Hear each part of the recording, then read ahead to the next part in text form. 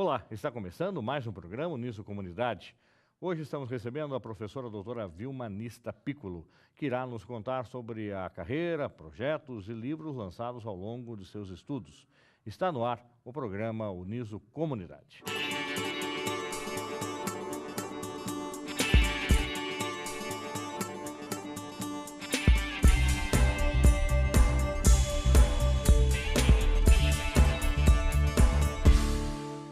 Estamos recebendo a professora doutora Vilma Nista Piccolo. Ela é professora dos cursos de mestrado da Universidade de Sorocaba, mestrado e doutorado, e também da graduação.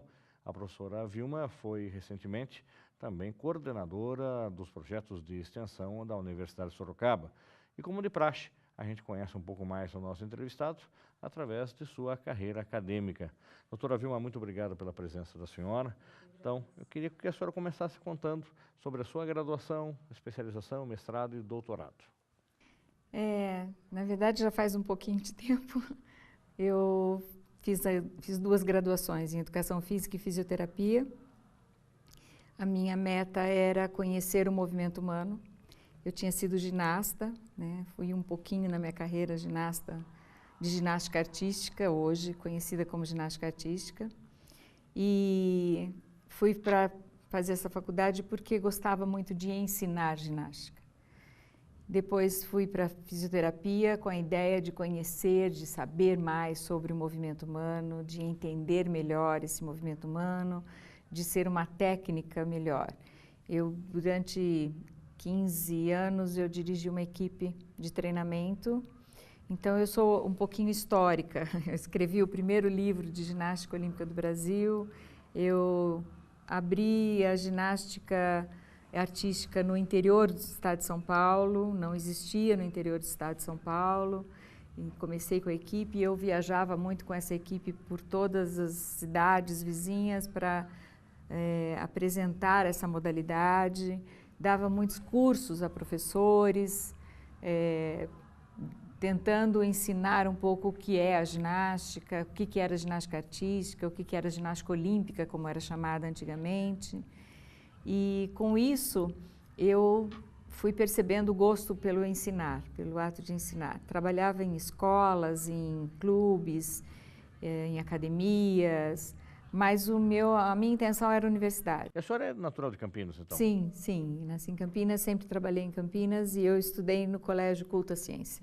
E esse período, o Culto Ciência é um colégio tradicional? Tradicional, Campinas, né? Foi lá que eu aprendi a fazer ginástica. Né? E aí a senhora está falando do curso de Educação Física e Fisioterapia, que ano que a senhora começou?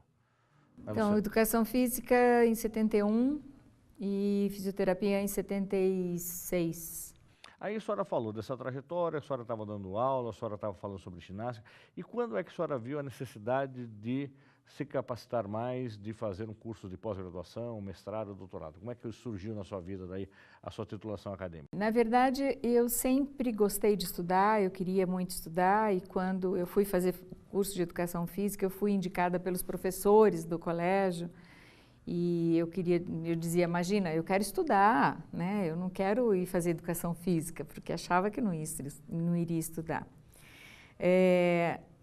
Quando eu comecei a dar muitas aulas para professores da rede, ensinar crianças, eu praticamente só fazia isso, ensinava ginástica, né? Eu sentia a necessidade de saber mais, eu queria aprender mais. Tanto é que eu fui fazer fisioterapia porque eu achava que ter mais conhecimento, né, iria agregar ao que eu já sabia, ao que eu poderia ampliar o meu conhecimento para ensinar mais. Mas o meu sonho era trabalhar em universidade. Quando abriu a Faculdade de Educação Física da Unicamp, eu fui prestar concurso. Então, aí eu vi que era necessário fazer a minha pós-graduação, que eu tinha vontade de tê-la feito já há muitos anos, quando abriu na USP, né? E só que eu trabalhava demais e não conseguia ir para São Paulo fazer a minha pós-graduação lá quando abriu. A pós-graduação em Educação Física não é tão antiga assim, né? Ela é do finalzinho de 79, 80. Então, eu fui para a Unicamp, quando me ingressei na Unicamp, eu vi a necessidade de fazer pós-graduação e fui para a área da educação, que era a área que se aproximava muito mais das minhas práticas docentes, né? Toda a minha prática pedagógica, ela se pautava muito nas questões educacionais. E eu percebia que eu já fazia muitas coisas que eu não sabia que teoria era aquilo que estava fundamentando a minha prática. Então, ao fazer a pós-graduação em educação, eu me aproximei muito mais das questões pedagógicas. Por isso, a minha produção é muito maior na área pedagógica da educação física, voltada para a educação física escolar, né, do que propriamente para a área biodinâmica do movimento humano. Aí, professora, a senhora entra na Unicamp e faz o seu mestrado, com qual tema de trabalho e depois a sua tese de doutorado, com qual tema de trabalho foi? Também foi na educação a sua doutorado? Também. Na verdade, no mestrado, eu tinha algumas investigações, algumas inquietações sobre a prática da ginástica. A ginástica, para mim, era algo que eu precisava descobrir mais sobre aquilo, né? Por que as minhas alunas na escola, que faziam ginástica, se saíam bem em todas as modalidades? E se saíam bem em outras dimensões da vida humana? O que era aquilo, né? O que a gente estava fazendo?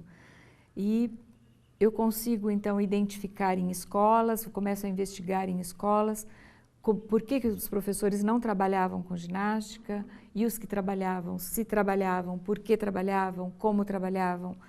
Tento fazer uma investigação mais ampla em toda a região de Campinas para saber um pouco mais sobre a ginástica.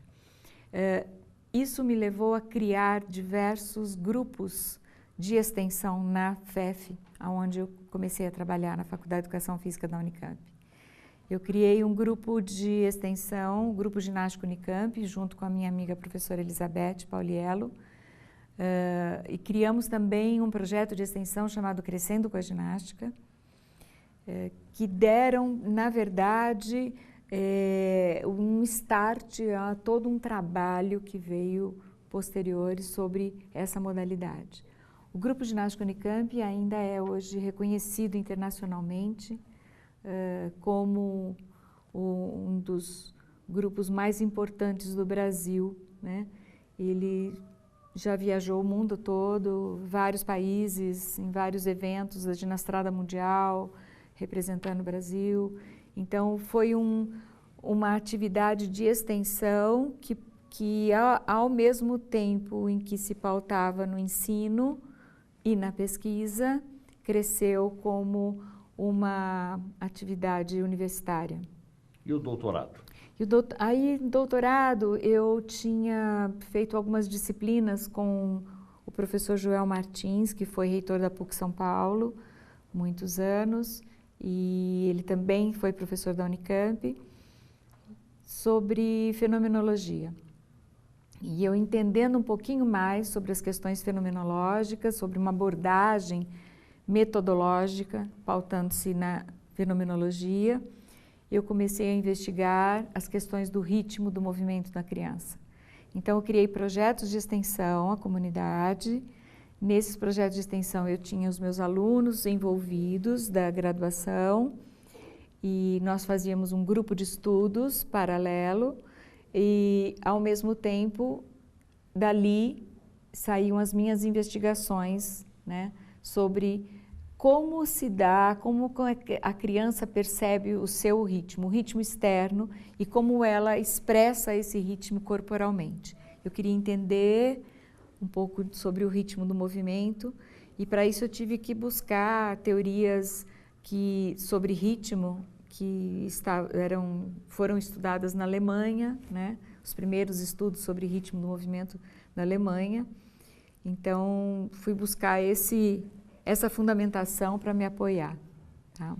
E aí a senhora começa também a publicar esse material dessas pesquisas. Qual foi o primeiro livro que a senhora publicou? A senhora falou que foi autora do primeiro livro a respeito de ginástica, é isso? O primeiro livro foi de ginástica olímpica, de ginástica olímpica. A senhora já estava no doutorado ainda? Não estava nem na faculdade, não dava aula ainda na universidade. Eu já estava formada, mas ainda não tinha... E era um guia prático, vamos dizer assim, era com fotos, ilustrações, dicas e movimentos? Com slides, é um livro com slides. Foi, na verdade, assim, uma editora que me procurou, que queria muito que as pessoas aprendessem ginástica, e ginástica era uma modalidade que estava crescendo no Brasil, mas pouquíssimas pessoas conheciam, sabiam ensinar ginástica olímpica, né? Então, eu fiz esse livro pensando no professor, né? Como ajudar o professor a ensinar ginástica. Então, é um livro com fotos e tem os slides para o professor projetar para os alunos, para ver os movimentos. E um livro básico, né? Mas eu tenho a felicidade, assim, de ter encontrado muitos professores que disseram: olha, seu livro me ajudou muito, consegui ensinar ginástica na escola, mas claro que hoje não faria um livro daquela forma, né? Mas foi importante porque foi o primeiro. A senhora teve também experiência em fazer estudos fora do país. A senhora, inclusive, chegou a estudar em Harvard, que é considerada hoje uma referência internacional de qualidade dos seus alunos e de seus cursos. Qual foi o curso de Harvard, quando isso aconteceu e como é que aconteceu na sua vida? Na verdade, isso foi após o doutorado. Eu me deparei com um livro que chegou no Brasil, Inteligências Múltiplas.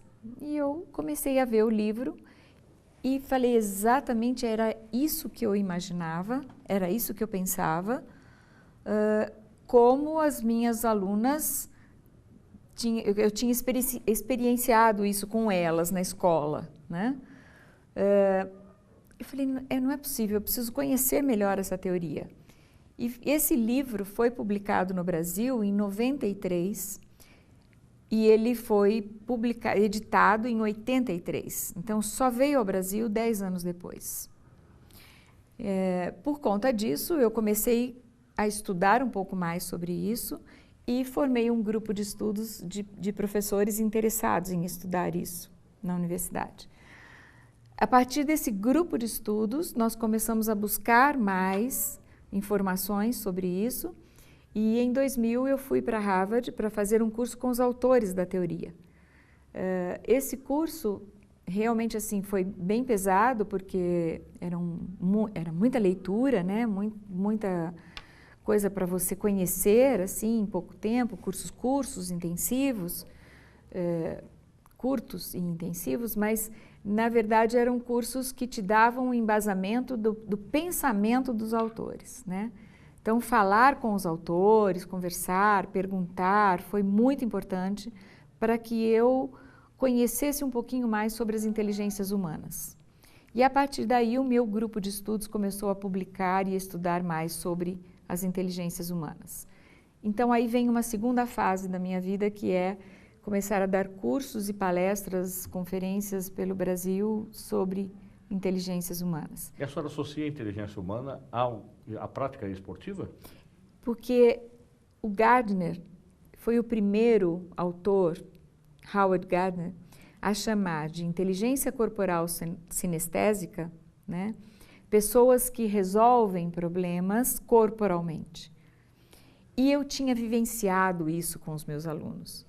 Então, aquilo que ele me mostrava na fundamentação, eu pude vivenciar. Então, eu acreditava que uma das inteligências que ele aponta é a inteligência corporal sinestésica, né? Da mesma forma como esses alunos que se mostravam inteligentes corporais sinestésicos tinham dificuldades na lógica, no pensamento lógico, no pensamento verbal linguístico, né? Eles se saíam muito bem em outras áreas. Então, o que o Gardner veio me trazer olha, é isso sim, aquelas pessoas, aqueles alunos que você pensava, eles são inteligentes, e todos os professores dizendo que eles não eram inteligentes, né, ficou muito claro para mim. Inteligência ela pode se manifestar em diversas dimensões, né? Ela não se expressa unicamente no português ou na matemática. E até hoje nós desenvolvemos, eu tenho um grupo de estudos aqui na Uniso, e nós desenvolvemos estudos com professores da rede, e você percebe que hoje os professores sabem que a inteligência não é apenas manifestada na matemática ou no português. Eles sabem, mas eles não conseguem dinamizar isso de forma diferente na escola. Ainda a escola está presa aos alunos que se saem bem em matemática e português. E aí surge o grupo de pesquisa intitulado Potencial. Esse grupo é o que estuda essa atividade ou quer despertar através de outros meios essa inteligência? Esse grupo de estudos nós iniciamos já há alguns anos, porque depois, eu acho que eu preciso voltar um pouquinho na minha história para contar isso. Quando eu me aposentei da Unicamp, eu fui para uma universidade particular, para várias universidades particulares em São Paulo. E uma delas me convidou para montar o mestrado e doutorado em Educação Física. Mas eles não tinham nada de pós-graduação, então nós montamos de todo o sistema de pós-graduação da universidade, né? E criamos o mestrado em Educação Física e posteriormente o doutorado em Educação Física. Fiquei 10 anos coordenando e ali nós conquistamos vários editais do MEC ligados à área da educação. Nessa vivência, eu pude conhecer um pouco mais das áreas que a educação física me permite avançar. Duas grandes possibilidades que ela me dá, a área biodinâmica e a área pedagógica, e fortalecer as duas para criar vários grupos de estudos que se transformaram em linhas de pesquisa e que depois se transformaram numa grande área de concentração. É assim que nós montamos um mestrado e um doutorado. Quando eu saí dessa universidade, eu fui para uma universidade federal do Triângulo Mineiro, em Uberaba, ajudá-los a construir um mestrado em educação e um mestrado em educação física. Participei das duas montagens lá, fiquei 4 anos na Universidade Federal. E depois, quando eu saí de lá, é que eu vim para a Uniso. O Grupo Potencial começou nessa Universidade Federal. Lá nós conquistamos, já na outra universidade particular, a Universidade de São Judas Tadeu, eu tinha um grupo de estudos e ele se fortalece a partir de um grande edital que nós ganhamos, o primeiro de educação física nessa área, onde nós estudamos um pouco da formação profissional, formação e atuação profissional. Ao estudar a formação e atuação profissional, nós desenvolvemos várias pesquisas, várias publicações e levantamos o currículo da formação do professor de educação física em todo o estado de São Paulo e em todo o estado de Minas Gerais.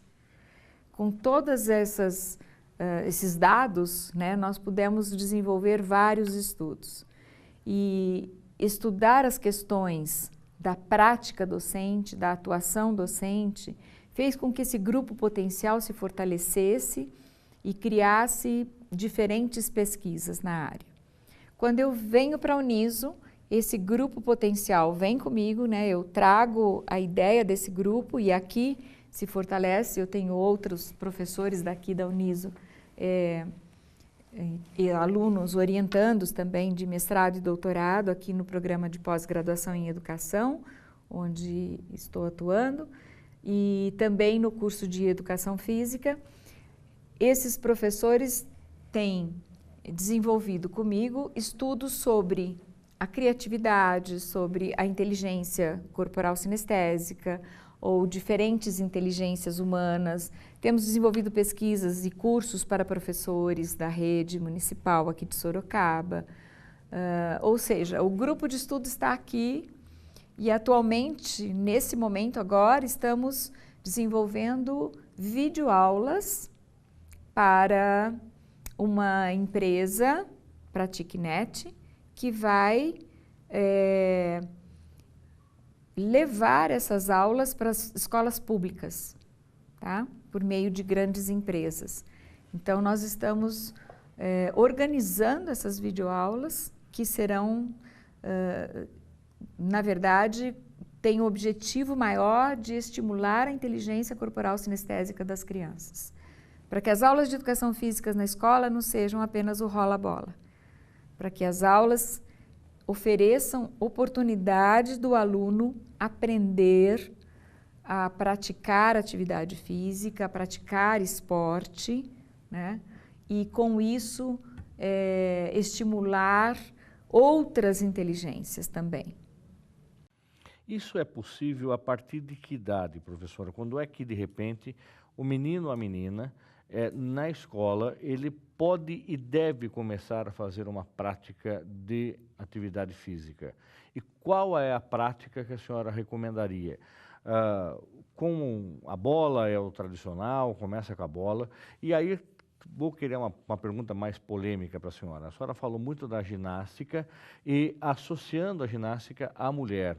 Algum momento isso mudou a trajetória, onde a ginástica também artística, ou a ginástica olímpica, ela foi apresentada também para os meninos, ela pode e deve ser feita pelos meninos também, ou existem tabus enormes aí de que menino não faz ginástica, menino só joga bola? Nossa! Vamos lá, Fernando. Eu acho que você fez uma pergunta super interessante, porque eu acho que fui uma das lutadoras para acabar com essa questão de que a menina só pratica ginástica, o menino só joga futebol. Não, nada disso. Todas as minhas publicações, eu tive a oportunidade de publicar 4 livros para a editora Cortez, que são voltados para a educação física escolar, na coleção Educação Física Escolar. E 2 deles, o do ensino, o corpo e movimento na educação infantil e para o ensino médio, eles ganharam o edital do MEC e foram distribuídos para todas as escolas do Brasil. O MEC comprou os livros para distribuí-los. O de educação infantil, inclusive, já foi publicado na Espanha, né? Nesses livros, nós apresentamos a fundamentação teórica de como que a gente pensa que a atividade física deve ser feita na escola, exatamente com a ideia de estimular e de oportunizar a exploração dos movimentos da criança em todos os seus sentidos, e não única e exclusivamente aprender a jogar futebol, aprender a jogar voleibol, aprender a jogar basquetebol, né? Mas sim de explorar todas as suas potencialidades. E também apresentamos nesses livros um repertório de atividades, não como modelos, mas como sugestões mesmo. Não é um receituário, mas a ideia é que essas possibilidades que a gente apresenta ali possam dar start ao professor para criar outras possibilidades de aula na escola.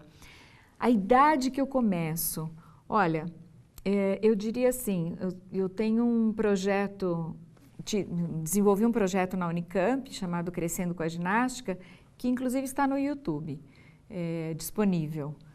E você, olhando aquele vídeo, ele tem, acho que uns 20 anos já, ou mais um pouquinho, até de 20 anos, naquele vídeo você vai ver, tem mais, acho que ele é de 93, mais ou menos, 25 anos, né, por aí. Você vai ver os meus filhos, eu tenho uma filha que está nesse vídeo com 1 ano e meio, rolando o arco, né, no meio desse projeto, porque eles também participavam desse projeto, era um projeto para a comunidade, né, para crianças da comunidade. Eu tinha ali 2 grandes objetivos, que era oportunizar as práticas de atividades físicas visando a exploração do movimento da criança, isso para as crianças da comunidade, e ao mesmo tempo dar aos meus alunos da graduação uma forma de aprender a dar aula, né? De como ensinar a prática. A ginástica era o meio ali naquele momento, era a temática que nós usávamos para desenvolver e estimular a inteligência corporal sinestésica das crianças. Então, não tem uma idade específica, a criança precisa explorar seus movimentos, sempre. Agora, aprender uma modalidade específica, isso só depois dos 10 anos de idade. Por quê? Porque é a fase em que ela começa a construir as suas habilidades, né? Então, eu tenho uma fase de exploração grande, até os 6, 7 anos, onde todos os movimentos têm que ser explorados, o saltar, o girar, o rolar, né? O arremessar, o rebater. Depois vem uma fase dos 7 aos 10 anos que é preciso combinar isso. Eu combino de forma lúdica sempre, né? Em forma de jogos e tudo mais. E isso não quer dizer que a criança não aprenda a fazer uma modalidade, por exemplo, a nadar. Ela pode aprender a nadar, mas desde que ela também faça outras atividades físicas, né? Não apenas a natação, não apenas o futebol. O futebol não caracterizado como a gente conhece, né? O sistematizado, mas sim o chutar é importante, o rebater, né? O driblar. Então, se eu estiver pensando nas capacidades físicas básicas e nas habilidades que o meu aluno precisa desenvolver, eu posso começar muito cedo, né? Eu não vou ensinar uma aluna, uma ginasta, por exemplo, aos 10 anos ela tem que ter essa base formada, porque aí sim eu começo a afinar os seus movimentos, a deixar os seus movimentos mais desenhados. Vou te dar um exemplo bem claro. A minha filha, quando tinha 9 anos de idade, 8 para 9 anos, ela dizia assim: eu quero jogar tênis, eu quero jogar tênis. Não sei de onde ela tirou o tênis, ela viu porque elas participavam de muitas atividades, e ela queria jogar tênis, mas eu quero jogar todo dia, eu quero fazer, porque eu quero ir aprender. Eu levei para uma escolinha, né, que eles chamam, né, infelizmente esse nome eu não concordo, mas escolinha de tênis, e eu a levei e ela se encantava, ela dizia assim: eu quero todo dia. Aí eu dizia assim: não, todo dia não, ainda não, vamos aprender outras coisas também, né? E quando você tiver a idade certa para isso, eu te levo. Então, aos 11 anos de idade, ela começa a treinar 2, 3 vezes por semana, porque são movimentos repetitivos, né? E essa repetição não pode acontecer numa fase em que a criança precisa ainda ampliar o seu vocabulário motor, entende? Então, não existe uma fase exata para aprender determinada modalidade. Existe a fase em que ela precisa explorar os seus movimentos, combiná-los para ter uma base, e aí, sim, ela pode escolher. Não, eu gosto mais de modalidades com raquete, de modalidades com bola. Eu gosto mais de práticas gímnicas. Eu gosto mais de práticas aquáticas. E aí sim ela pode escolher e ir definindo mais o que ela gosta de fazer, porque aquilo vai ser repetitivo, né, o aprendizado. Nós vamos para um rápido intervalo, daqui a pouco nós voltaremos com a professora doutora Vilma Nista Piccolo. Ela vai falar também sobre as atividades que desenvolve hoje no mestrado e doutorado em educação da Uniso. Vai falar sobre o que é o ensino, a pesquisa e a extensão dentro de uma universidade. Voltamos já, não saia daí.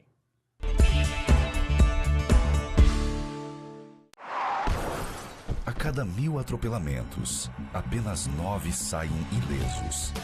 É na faixa que o respeito pede passagem. Pedestre. Sinalize com o braço estendido a intenção de atravessar na faixa. Condutor. Freie para que o pedestre passe com segurança na faixa.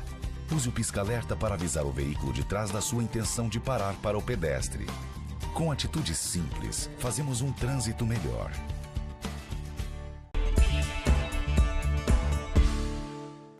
Estamos de volta com o programa Uniso Comunidade. Hoje estamos recebendo a professora doutora Vilmanista Piccolo. Ela é professora do doutorado, mestrado e também da graduação da Universidade de Sorocaba. Professora Vilma, a gente deu um panorama, a gente falou um pouco sobre atividade esportiva, a idade do início da atividade esportiva. A senhora falou que a sua filha começou até com 1 ano e meio, né? Tem criança que começa a nadar logo depois que nasce, mas enfim, mas deixou claro que atividades com mais afinco, com mais uma cadência mais intensa a partir dos 10 anos, que seria o ideal, né? Por outro lado, existe um tipo de modalidade que deve ser iniciada? Ou a senhora também apresentou aí essa necessidade, até pelo que eu entendi, desse rol de atividades e que isso estimula até a inteligência, que ficou claro dentro das suas outras respostas. Já vimos até na internet uma situação de um garoto que o pai é halterofilista e ele também pratica halterofilismo com 3, 4, 5 anos, já faz levantamento de peso e o menino já tem até os músculos desenvolvidos. Isso é um risco muito grande? Pode ser. Eu não sei exatamente como ele faz, se ele tem um acompanhamento, né, para isso, específico, especializado nessa questão, mas pode ser um risco, sim. Na verdade, qualquer treinamento excessivo, qualquer treinamento especializado, antes do tempo, ele pode prejudicar, né? E a área que eu atuava, que era ginástica artística, era mais criticada, porque começava-se muito cedo. Mas depende muito da forma como você começa. Primeiro, sempre numa perspectiva lúdica, apresentado à criança como ludicidade, né? Esse é um primeiro ponto. O segundo ponto, mais importante também, é que essa prática, ela tenha possibilidade de oferecer às crianças todas as suas dimensões. Então, eu não vou trabalhar só com o fortalecimento de pernas, por exemplo, né? Só com a força do músculo da perna. Não, mas eu tenho que trabalhar com toda a musculatura da criança, para que ela se desenvolva, para que ela cresça, para que ela fortaleça no seu âmbito geral, né? O seu potencial seja explorado, todas as suas capacidades físicas sejam oportunizadas, tá? Então, qualquer treinamento específico, por exemplo, na ginástica quando eu era técnica de ginástica artística, eu tinha uma turminha de 5 anos, né? De 5 a 7 anos. E o mirim, a categoria mirim na ginástica vai até 10 anos. Então, quando a menina chegava nos 10 anos, ela já tinha que estar sabendo fazer paradinhas de mão, estrela, equilíbrio, mas eram elementos básicos, tá? E a repetição se dava com muito cuidado. Isso porque eu estudava um pouco do desenvolvimento motor e acompanhava e sabia, não ia... Eu acho que os professores fazem isso, os técnicos fazem isso. Então, eu não sei desse menino, né, o quanto de repetição ele está fazendo para determinada articulação ser prejudicada em função da alta repetição ou da alta intensidade do exercício. Nós temos que pensar o seguinte: há crianças que se mostram, que manifestam o seu potencial muito cedo, né? A Nadia Comaneci foi uma referência na ginástica artística. E ela, com 7 anos, ela mostrou que tinha muito talento para isso. E foi treinada para ser uma grande ginasta. Isso trouxe consequências também, não físicas, mas psicológicas. Então, é preciso que você, quando pensa em treinamento especializado, você realmente tenha conhecimentos psicológicos e biodinâmicos do desenvolvimento motor da criança, né? Tenha toda essa base de conhecimento para saber o que está fazendo. Quer dizer que é um risco também, então, se você não tem essa preocupação, o pai ou a mãe que de repente vê, vamos falar que é uma situação potencial aqui do menino, que imagina que ele vai ser o novo Neymar. Então, eu já pego esse menino no dia que ele nasce e eu estou já ali, abri a minha caderneta de poupança, porque eu vou treinar esse garoto para ele ser jogador de futebol profissional.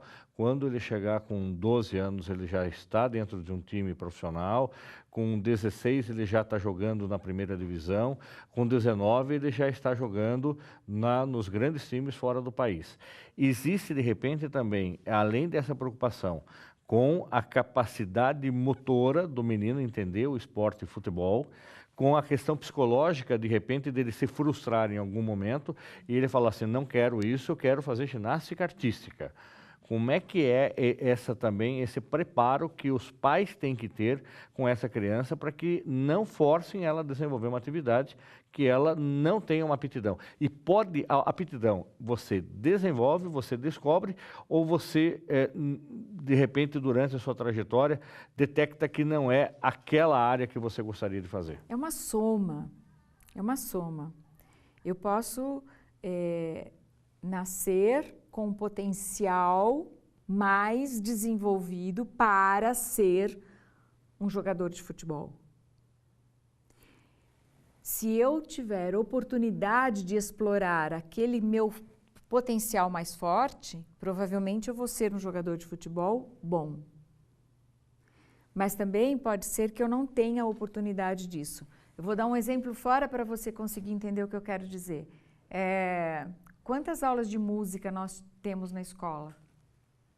Quantas aulas por semana de música? Quantos instrumentos você aprendeu a tocar? Malemar uma flauta doce. Então, a questão é exatamente essa. O que eu defendo é oportunizar a criança nas suas diferentes potencialidades. É claro que algumas se mostram com potenciais muito diferenciados, porque nós somos exatamente isso, nascemos inteligentes, nascemos com potencial de inteligência e depende muito dessas oportunidades de estimulação que recebemos para que a gente possa manifestar a nossa inteligência. Isso em qualquer área, tá? Tanto na lógico-matemática, como na musical, como na corporal-sinestésica. Então, muitas vezes, nós perdemos grandes atletas porque eles não receberam estimulação para explorar o seu potencial. Mas então é possível, desde criança, eu gerar esses estímulos, quer seja que é um interesse do pai, que ele seja um grande cientista, um químico, um escritor, um matemático ou um atleta, desde o momento que nasce? Eu diria assim para os pais, observem seus filhos. A coisa que eu fiz, e eu acho que deu certo, porque meus 3 filhos são muito felizes naquilo que eles fazem, né? Algum seguiu a sua carreira? Sim, a minha filha, que foi tenista, né? Chegou a ser tenista profissional, é professora de educação física e adora o que faz com prazer, né? Eu acho que observar os seus filhos, observar o que é que eles são bons, o que é que eles fazem bem, o que eles gostam de fazer. E a partir de que momento o pai e a mãe detectam isso? Na hora que a criança começa a fazer os primeiros brinquedos, as primeiras brincadeiras, primeiras atitudes, as primeiras falas, já começa a se detectar? Essa observação do cotidiano do seu filho, né, traz para você exatamente naquilo que ele vai se sair muito bem. Eu observava muito os meus filhos e o meu filho mais velho, aos 4 anos de idade, ele desenhava com muita facilidade. E ele gostaria de fazer marketing, né? Eu falei, qual é o seu potencial? O que você sabe fazer bem, que você gosta, que você faz bem? Desenho. Então, nós vamos buscar no desenho uma forma de você fazer isso que você gosta, que é marketing, né? E ele fez design. Então, eu sei que é uma pessoa feliz, que faz o que gosta. Embora eu tenha sofrido, assim, pressão da direção da escola onde ele estudava, porque ele era muito bom em matemática, em física, e achavam que ele tinha que ser engenheiro, né? Não, ele vai fazer o que ele gosta de fazer e ele vai encontrar a profissão dele nisso. Enquanto isso, eu observava um outro filho que o forte dele era a relação humana. A forma dele se relacionar com os amigos, com todos os outros, aquilo era o ponto forte dele, né? Então, hoje, é um médico que tem uma relação com as pessoas o seu ponto forte. A minha filha, não é porque eu era professora de educação física, mas o que eu comecei a perceber é que ela tem uma didática, né? Ela sabe ensinar de uma forma fantástica e o movimento, aquela vontade de ensinar a criança, ela criava exercícios, criava atividades para as crianças. Então, está no caminho certo, né? Desenvolveu projetos de tênis, de beach tênis para a criança, de uma forma assim, prazerosa, fazer o que gosta. Então, eu acho que eu não quero que meu filho seja um Neymar, mas eu quero que ele seja aquilo que ele se sai bem, aquilo que ele faz bem. Se for no verbal linguístico, então eu vou ajudá-lo a fortalecer essa área. Agora, eu não posso fazer isso sem dar oportunidades. Os meus filhos passaram por várias atividades, por vários instrumentos, por várias atividades esportivas. Nesse projeto que eu criei na Unicamp para a comunidade, que durou 10 anos, chamava-se Projeto Crescendo com a Ginástica, mas ali eles jogavam bola, eles faziam de tudo. Eu criei um projeto também em São Paulo, uma universidade particular, que Escola de Esporte chamava o projeto. E tinham pais que chegavam para mim e diziam assim, mas quando meu filho vai aprender a jogar futebol? Aos 7 anos de idade. Então eu dizia assim, não, ele está jogando o futebol dele, é o futebol da criança, né? Eu não trago um futebol lá de fora para a criança, mas é o futebol que ele sabe jogar, tá? Então, há um determinado momento nesse projeto que nós trabalhávamos só com bolas, com todos os tipos de bola, porque o meu objetivo ali era desenvolver nas crianças, né, estimulá-las às práticas de jogos, tá? Com isso eu tinha muitos outros objetivos por detrás, da questão da cooperação, da relação humana. Então, o importante mesmo é oportunizar, dar oportunidade da criança explorar aquilo que ela gosta de fazer, no que ela se sai bem e, principalmente, observar qual é o seu potencial, o seu maior e melhor potencial. Eu acho que esse é o ponto mais importante. Doutora Vilma, hoje a senhora é professora do mestrado e doutorado em educação da Uniso. Gostaria que a senhora falasse um pouco dessa atividade que a senhora desenvolve atualmente. Qual é a linha de pesquisa que a senhora trabalha dentro do mestrado e do doutorado e como é que é essa experiência de repente voltar a dar aula na graduação?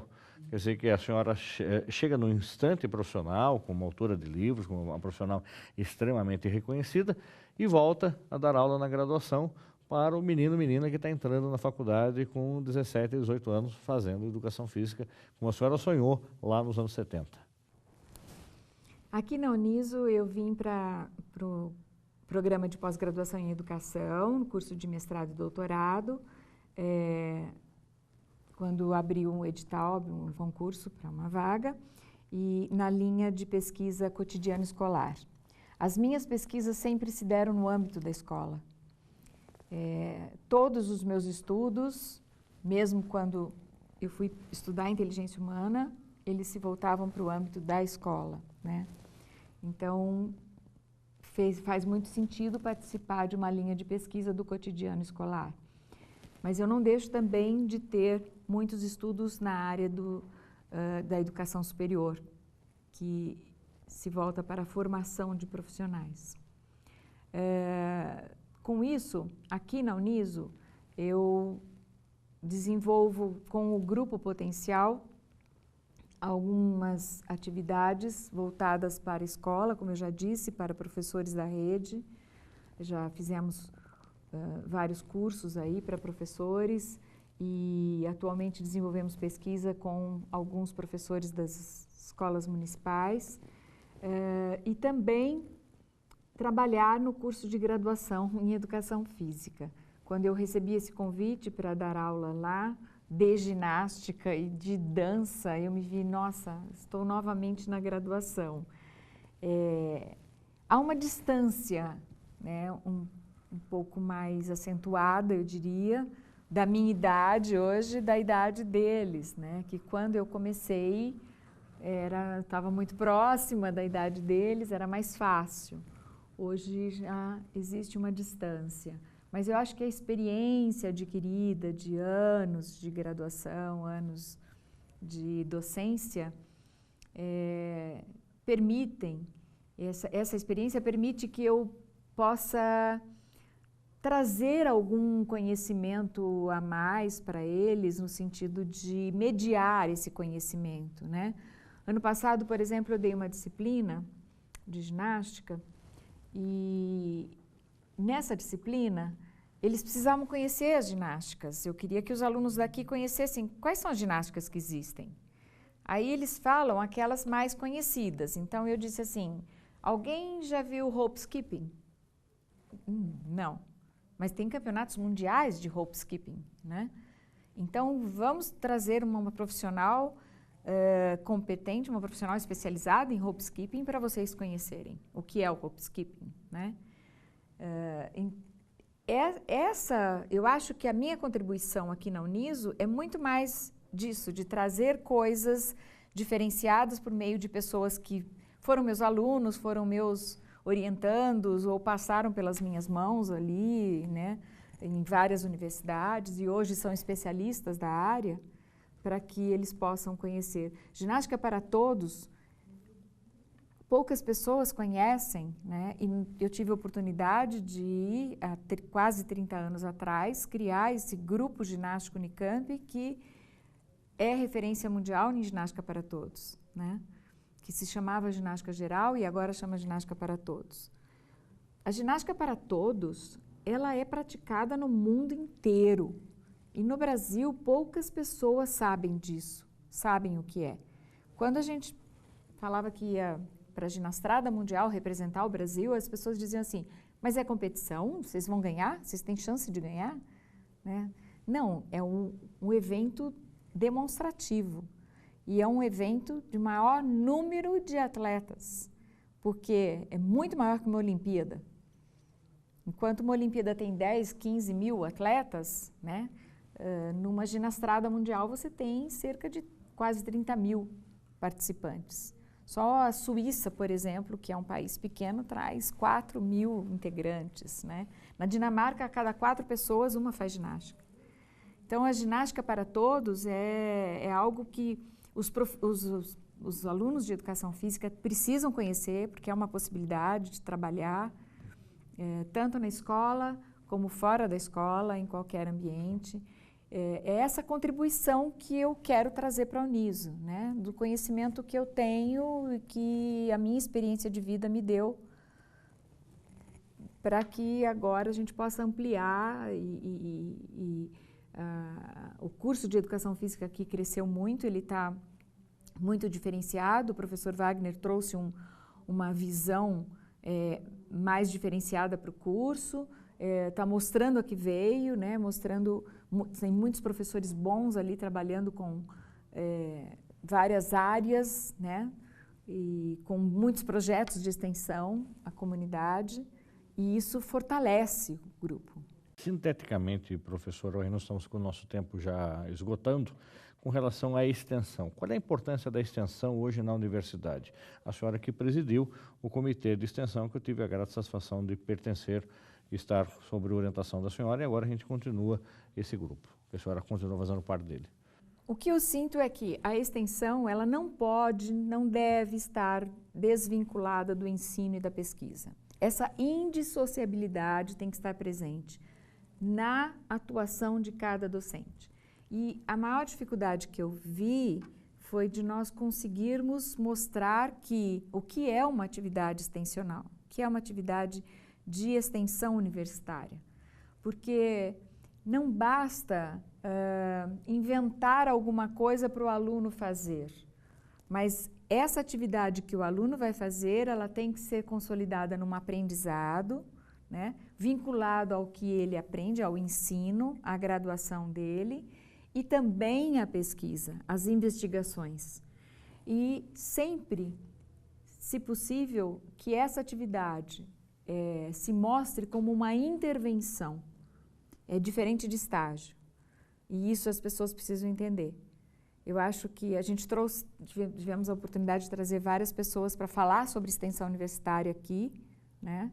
Espero que a gente continue fazendo isso para que todos consigam criar na universidade essa indissociabilidade dessas 3 grandes vertentes que são pilares fortes de uma universidade.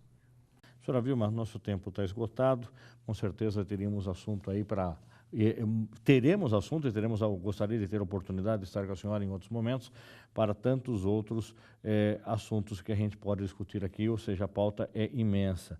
Porém, quem quiser fazer algum contato com a senhora, conversar com a senhora, chamar para uma palestra, quer saber mais das atividades, onde encontrar seus livros, qual é a forma mais fácil? A senhora tem um e-mail institucional da Uniso que a senhora pode disponibilizar, ou e-mail próprio, ou um seu site, seu blog, seu Face, como é que a gente faz para conversar com a senhora? Então, o Grupo Potencial está preparando um site que nós poderemos divulgar depois, eu passo para você, mas Vilma Robanista, o meu nome, fica fácil.com.br, é o caminho mais fácil, porque é a forma de... Vilma Robanista? vilmarobanista.com.br.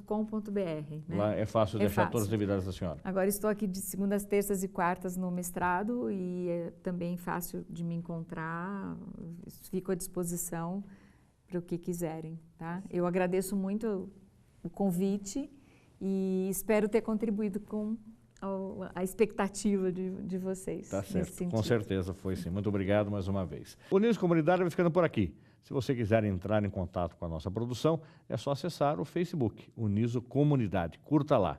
E você pode rever esse e outros programas acessando o nosso canal no YouTube. É a TV Uniso. Obrigado pela sua audiência e até o próximo programa. Até lá!